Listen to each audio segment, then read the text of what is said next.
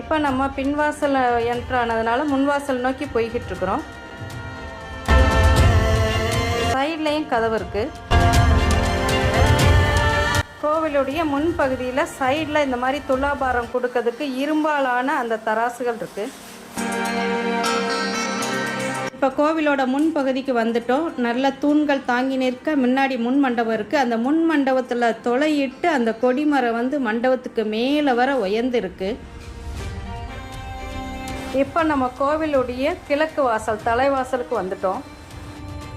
கிழக்கு வாசலையும் கல்லால் ஆன இந்த மிகப்பெரிய தீபம் இருக்குது. கிழக்குலேயே மிகப்பெரிய கேட் இருக்குது. நம்ம வண்டிகள் வர்ற மாதிரி ரோடெல்லாம் போட்டு வச்சுருக்குறாங்க. பட் எல்லாருமே மேற்கு வாசல்லே இறங்கிடுறாங்க. இந்த ஸ்தலம் இன்னும் மக்கள் மத்தியில் பிரபல்யம் ஆகலைன்னு நினைக்கிறேன். நாங்கள் போனது புரட்டாசி சனி தான், கூட்டம் அதிகம் இல்லை. நம்ம இப்போ குருவாயூரப்பன் சன்னிதி ஸ்ரீபெரும்புதூரில்